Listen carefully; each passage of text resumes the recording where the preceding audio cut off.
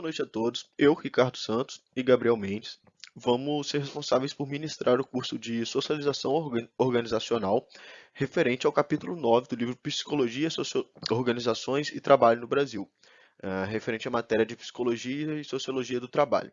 Bom, eu estou tendo algumas tosses, se por acaso sair durante o vídeo, me desculpa, mas vamos acabar seguindo assim. Como podemos conceituar a socialização organizacional? Podemos conceituar ela em duas formas diferentes. A primeira seria uma socialização em uma perspectiva mais funcionalista, como se fosse um processo de manutenção, uma reprodução de estrutura social ou um processo de homogeneização.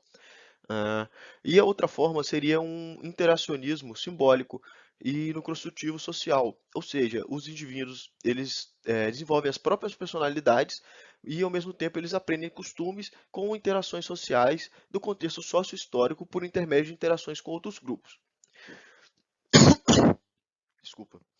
É, como um exemplo disso, é o processo de um aluno que ele parte lá do colegial, depois escola e até chegar na faculdade. Esse aluno ele tem a interação com, com professores, alunos, colegas, tutores e por isso ele tem essa evolução. Como poderemos ver como o andamento dessa apresentação, com o aumento do número de abordagens, o segundo conceito ele passou a ser o mais utilizado atualmente. Aqui nós temos duas figuras, no qual a primeira ela mostra o resultado de um indivíduo após buscar informações. Então, ele tem um comportamento de busca de informações, ele tem táticas e juntamente com as táticas de socialização organizacional, a gente tem um ajustamento com os benefícios já das táticas e a gente tem vários resultados positivos. No caso, desempenho, satisfação, comprometimento, interação e rotatividade, que no caso pode ser positivo se pensar por outra forma, mas aqui a gente tem ela como negativo. Na segunda figura, a gente tem a socialização organizacional, como se fosse um novo membro entrando em um setor, e cada um se dá a mão, né? Todo mundo fica se ajudando, todo mundo está em um grupo e tem uma socialização, e esse novo membro está entrando nesse grupo. Continuando, temos, além da socialização organizacional, duas abordagens de socialização. Uma delas é a profissional, que no caso se refere a pessoas com inserção em profissões como advogado, engenheiro, médico, ou socialização ocupacional, que se refere a uma ocupação, como um bancário ou um petroleiro. Esses processos eles são mais amplos e abrangem a interação do sujeito com a escola ou universidade no exercício do papel de estudante/aprendiz. E como trabalhador ou empregador, que é o caso da socialização organizacional. Esses processos eles se correlacionam. Muitas vezes, a socialização organizacional se promove a partir da socialização profissional. Um exemplo disso são os estágios. Aqui podemos ver algumas figuras que mostram socializações organizacionais, profissionais ou uma ocupação em si.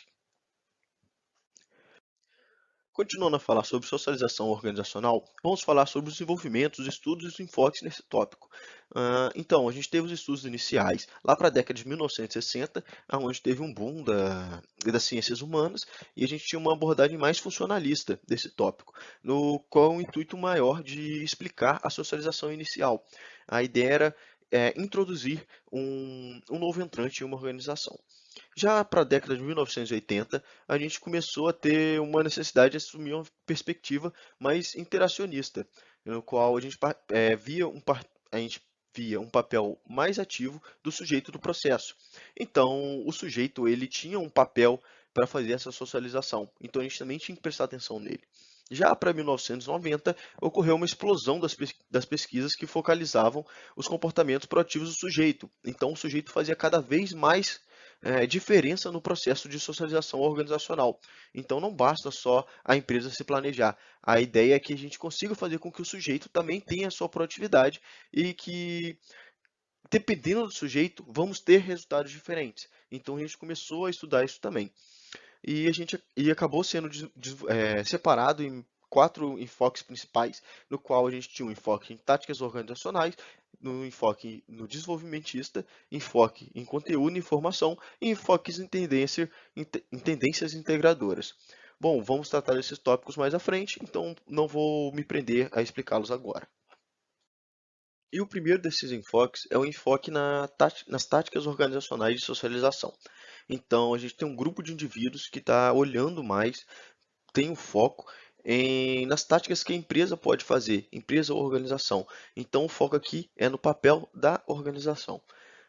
Eles até aqui colocam algumas variabilidades que dependem do indivíduo ou às vezes de um momento. Então, do indivíduo em si, poderia ter respostas como rebelião, que seria rejeição dos valores e normas, individualismo criativo, que seria aceitação dos principais, mas rejeição de outros tópicos, e conformismo, que é aceitar ou se sujeitar a tudo que é falado. Do momento, no caso, eles não focam às vezes em uma parte como a admissão ou uma transferência de setor, eles veem isso como um momento mais suscetível, em qual você tem mais pressão ou você tem um momento crítico ao indivíduo sujeito. Ah, Eles estão fazendo meio que padrões de ações, de grupo de ações que as empresas podem tomar, as táticas que elas podem tomar, e essas táticas elas são padrões, elas não são aplicadas somente a algo específico. Então, eles têm um leque de coisas e eles sabem que em cada processo a gente tem um planejamento e a gente tem algumas variáveis. Então, a gente tem infinitas possibilidades. Com isso, a gente não consegue classificá-las e a gente desenvolve um modelo de análise com base em 6 dimensões, nas quais cada tática pode variar. Então, aqui a gente pode ver na imagem, a gente tem o coletivo versus individual, no qual o quanto as táticas são aplicadas coletivamente, definindo um leque de experiências conjuntas ou individualmente. A gente tem o formal, o informal, meio que uma proporção em cada uma dessas coisas, né? A gente vai fazendo proporções e vai tomando a melhor escolha possível para aquele caso. Então, sequencial ou randômica, fixo ou variável, serial ou disjuntivo e investimento ou desinvestimento. Um exemplo dessas táticas sendo aplicadas seria como está aí, um programa de exemplo. Um treinamento introdutório, treinamento técnico, um curso de relações humanas, um controle de qualidade e o desenvolvimento gerencial. Ah, Aqui nós estamos vendo como se fosse um indivíduo entrante em uma organização e esse indivíduo ele está tendo algumas reuniões que são padrões e essas reuniões elas têm o objetivo de dar o básico ao indivíduo e a partir daí você vai ter as variações, um plano como se fosse algo que eu estou vendo hoje em dia, que é um plano de 90 dias. Teve um indivíduo novo entrando no setor e a gente faz um plano para adequação desse indivíduo e para que ele possa começar a render. Não é necessariamente só de socialização com o grupo, mas parte do que tem nesse plano de 90 dias é a socialização. Então, a gente tem os treinamentos introdutórios, que é parte do RH, e depois a gente tem algumas interações que a gente procura dar de objetivo nas atividades dele para que ele possa se comunicar com os indivíduos do setor, para que ele possa se comunicar com indivíduos de assistência técnica, para que ele possa se comunicar dentro da empresa e a gente também faz uma integração, algumas ideias nossas de integração para que a gente tenha essa socialização mais rápida. A gente tem algumas variabilidades de acordo com o indivíduo, né? Então aqui a gente tem as táticas organizacionais listadas, táticas organizacionais, sequenciais, variáveis, seriais, investimento, a gente tem a resposta disso, uma resposta de adesão, ou às vezes uma resposta inovadora, ou às vezes uma resposta inovadora de papel. Ah, então a gente tem algumas variáveis que a gente tem que trabalhar, que a gente tem de resposta, e até variáveis nas que a gente, como organização, propõe. Então, aí ele fez 3 grupos e tem 3 grupos esperados de resposta, sendo que isso pode variar. É uma ideia do que tem mais chance de acontecer. E continuando, a gente toca em alguns pontos, como a facilitação da adaptação às normas existentes tem um resultado menor de ganho em criatividade, ou que a prática do cotidiana das organizações precisam de ser essa proporção dos dois resultados. Então, nem sempre a organização ela pega única e exclusivamente um dos tópicos que foi mostrado na tabela e ela aplica ela. Ela faz várias adequações de acordo com o caso e aplica. Cada organização tem a sua escolha para cada caso. Você tem sempre um padrão, né? Porque você não quer ter tanto HH investido para sempre definir um padrão. Você tem um padrãozinho e dali você trabalha em diante. Também a tendência das organizações em reconhecer prejuízo devido à indiferença em relação ao bem-estar do trabalhador. Quando o trabalhador ele não está bem, você tem prejuízos. Tanto o trabalhador não rende tão bem, às vezes demissões, às vezes insatisfação. São pontos que são importantes de enfocar. Aqui à direita a gente tem uma imagem das dimensões das táticas organizacionais. Então a gente tem o contexto, o conteúdo, aspectos sociais, e a gente tem as institucionalizadas e as individualizadas. Então, coletivas, individuais, formais, informais, sequenciais, randômicas, fixas, variáveis e por aí vai. O segundo enfoque é o enfoque desenvolvimentista. E, no caso, temos o primeiro estágio, que é o de aprendizagem, que ocorre antes do indivíduo entrar na organização. Nesse primeiro estágio, temos dois tópicos. O realismo, que consiste na noção do indivíduo sobre o que é realizado na empresa, e a congruência, que é o grau de compatibilidade dos recursos e das demandas da organização em comparação com as necessidades e habilidades do recruta. O segundo estágio, ele se refere a entender a organização e ao indivíduo se tornar um membro. Nesse segundo estágio, nós temos a iniciação da tarefa, em que o recruta se sente competente e aceita o padrão de trabalho. Também temos a iniciação em grupo, em que ele se sente aceito no grupo e tem a confiança dos companheiros. Temos a definição dos papéis, no qual ocorre a definição das tarefas de acordo com o nível de prioridade e com a maneira que o recruta deve dividir seu tempo. Depois voltamos também à congruência, só que nesse caso dessa vez estamos realizando o comparativo entre a autoavaliação do recruta, do sujeito, e a avaliação de seus superiores. Já no terceiro estágio, nós temos as resoluções de conflito entre a vida do trabalhador e a vida do trabalho. É isso aí. Do qual é verificado a satisfação geral, a percepção mútua de influência, sentimento de envolvimento e motivação no emprego. Com essas informações e com esses estudos foram realizados experimentos, obteve-se um resultado positivo, só que ainda ficou um ponto de melhoria, que seria na sequência fixa. Isso poderia ser mais variável. Boa noite, pessoal. Meu nome é Gabriel Mendes. Eu vou começar falando sobre enfoque na informação. Foi esse enfoque que fortaleceu a consideração pela proatividade dos empregados na sua própria socialização, e esses estudos têm a influência da teoria da redução da incerteza, da cognição social e do construtivismo de sentidos e cognições. Falando sobre essa teoria da redução da incerteza, pressupondo que os indivíduos interessados em se integrar à organização na qual trabalham buscam ativamente informações porque necessitam reduzir as incertezas vivenciadas, sobretudo nos momentos de crise. Ou seja, o novo funcionário está sempre ali perguntando, né, sempre fazendo tirando alguma dúvida, por exemplo, com seu superior, porque ele se encontra em um momento de crise, que seria isso, seria um momento em que ele não sabe realmente o que fazer. Falando agora sobre a busca de informação, Ostroff e Kozlowski, em 1992, desenvolveram uma longa pesquisa cujos resultados indicaram que... Então, essa longa pesquisa deles, eles trabalham em cima de 4 pontos de domínio que abrangiam os principais aspectos do processo de socialização, que foram tarefas de emprego, papéis de trabalho, processos de grupo e atributos organizacionais. E os resultados que eles obteram falam que iniciantes confiam primariamente na observação de outros para adquirir informação. Ou seja, o cara que acabou de chegar ali, ele primeiro se preocupa em perguntar, em ver como é que faz, antes de qualquer coisa, né? É a primeira reação dele.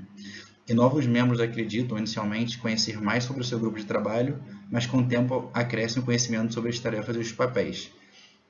Assim que eles chegam, né, apresentado o setor para eles veem o que o setor deles faz no geral, e com o tempo eles vão vendo o que cada membro do setor, né, faz minuciosamente, as tarefas e os papéis de cada um, principalmente as dele. Né?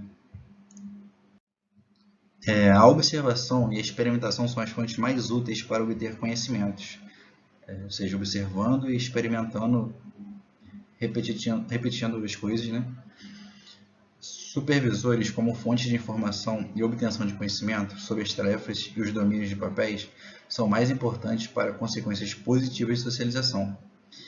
O que eu entendi com esse ponto que eles deixaram foi que os supervisores, como sendo provavelmente superiores, são seus supervisores, eles estão vendo seu trabalho, são uma fonte confiável, né? Uma fonte que vai te passar uma informação mais certa do que, por exemplo, um cara que do seu setor, que você pergunte a ele, ele pode te perguntar uma coisa que ele realmente saiba, mas como ele está no seu nível ali de saber, pode ser que ele esteja errado. Um supervisor seria uma fonte mais confiável, né?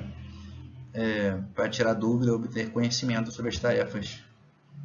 E a aquisição de mais informações de supervisores ou de mais conhecimento de tarefa é relacionada a mudanças positivas nas consequências da socialização, advindas com o tempo. Os autores tomam o primeiro ano de trabalho como um período crítico. A gente frisou essa parte aqui do primeiro ano como um período crítico, porque eu achei bem interessante, né, que o primeiro ano de trabalho realmente é um período crítico, como se fosse um período probatório a longo prazo, né, para a empresa, para a organização ver se o funcionário realmente está cumprindo seu papel na empresa. Falando sobre proatividade, o conhecimento das relações entre comportamentos proativos e os objetivos deve ser considerado pelo psicólogo e pelos gestores na orientação de iniciantes na organização e de outras pessoas que vivenciam momentos críticos no processo de socialização. Como assim? Então, um indivíduo que está passando por um momento crítico de socialização pode não estar representando fielmente esse comportamento proativo, mas estando ou não, saber isso basta? As pessoas têm as mesmas condições de apresentar tais comportamentos? Tipo, todas as pessoas têm as mesmas condições? Esta é uma questão que tem norteado várias pesquisas desde quando se começou a falar sobre socialização nas organizações. Ashford e Black, em 1996, encontraram que os indivíduos que atribuem mais centralidade ao trabalho e que apresentam mais tolerância à ambiguidade, além de mais habilidades cognitivas, tendem a apresentar mais comportamentos proativos de busca de informação. Ou seja, o cara que tem mais tolerância, o cara que tem uma habilidade cognitiva alta, que é mais centrado ao trabalho, ele tem uma tendência a ser mais proativo, segundo Ashford e Black. E eles encontraram também que iniciantes que apresentam um maior desejo de controle do seu desempenho e controle do ambiente tendem a apresentar mais frequentemente comportamentos proativos, tais como procurar informação, construir relacionamentos com os colegas e negociar mudanças no trabalho. Consequências negativas. A ênfase no processo de socialização, entretanto, não tem apenas consequências positivas. Na mesma proporção em que se valorizou a proatividade do sujeito da socialização, também contribuiu para depositar responsabilidade pela permanência e pelo sucesso no emprego no próprio indivíduo. Isto é, a organização ficou isenta da obrigação de agir em apoio à socialização de seus empregados, por exemplo, investindo em qualificação. A empresa quer que o funcionário por si só busque adquirir mais conhecimento e evolução para que possa cada vez mais crescer a empresa sem uma mão da própria empresa para isso, né? O funcionário vai correr atrás de crescer para melhorar a sua produtividade e isso sem a ajuda diretamente da empresa. Os enfoques tratados anteriormente eles não são excludentes. As ações das organizações não eliminam a proatividade dos indivíduos e vice-versa. E agora vamos falar sobre tendências integradoras. De acordo com os objetivos da organização na qual trabalho, que comportamentos proativos dos trabalhadores interessam? Quais táticas devem ser adotadas para facilitar a socialização dos empregados? Há congruência entre as ações organizacionais e os comportamentos cobrados dos seus empregados? E em referência às ações organizacionais e aos comportamentos cobrados dos empregados, há contradições? Então, são diversas perguntas que variam de empresa para empresa, de indivíduo para indivíduo, né? As respostas, no caso, que vão discretizar como que vai ser a forma de socialização e entendimento entre ambos, para que aconteça uma maior clareza e transparência entre seus pensamentos, né? Organização e de acordo com a organização. Todas essas variáveis contextuais afetam os fatores de socialização organizacional, que se dividem em 3 níveis de análise. Organizacional, que são táticas de socialização, programas de orientação, programas de treinamento e programas de tutoria. Grupal, que são táticas organizacionais, suporte social e processo de aprendizagem social. E o individual, que são táticas e comportamentos proativos. Tais fatores são compreendidos em uma perspectiva de construção de sentidos, que envolve a interpretação e a ação dos sujeitos envolvidos. O modelo também prevê a mediação da construção de sentidos pelas diferenças individuais. Agora, falando sobre um modelo do processo multinível da socialização relacional, ele expõe mais amplamente a complexidade desse sistema, o que deve nos alertar para a responsabilidade inerente às intervenções em uma organização, visando melhorar o processo de socialização. Esse modelo é uma representação do estado corrente da teoria e da pesquisa em socialização organizacional. Compreendemos que ele pode representar um roteiro para diagnóstico, reflexão e planejamento de intervenções no processo de socialização nas organizações em apoio aos empregados por parte dos profissionais que lidam com gestão de pessoas. As tendências integradoras marcaram os estudos sobre socialização organizacional, não só articulando níveis de análise, como também atribuindo um lugar importante aos contextos organizacional e extra-organizacional. Todavia, infelizmente, nossa exposição também significa que não existe uma receita do que podemos realizar em cada organização para favorecer o processo de socialização organizacional. Não tem uma receita de bolo, que o indivíduo vai chegar na empresa e vai entender e se dar bem com todo mundo e com a empresa, imediatamente. Não é algo automático. Diferentemente disso, existem variáveis contextuais que afetam o processo e devemos considerar cada situação de intervenção em nossa atuação. Por fim, sublinhamos que nossas ações em apoio ao processo de socialização dos empregados devem se embasar em um contínuo diagnóstico da situação, abrangendo os diversos níveis de análise. Aplicações. Lendo a realidade das nossas aplicações. Nas condições de trabalho prevalentes no Brasil, saber fazer não é garantia de conseguir ser efetivamente competente. Ou seja, você depende muito do seu material, das suas condições de trabalho para conseguir realizar um trabalho em si. Que eu botei, por exemplo, uma imagem de um carro aqui, porque não basta a pessoa saber fazer um carro e não ter os equipamentos para tal, por exemplo. E não podemos deixar de falar que, em um período de aumento das exigências de qualidade, como nos últimos anos no país, a necessidade de combater o turnover e de atrair pessoal qualificado passou a ser problema do cotidiano das organizações no Brasil.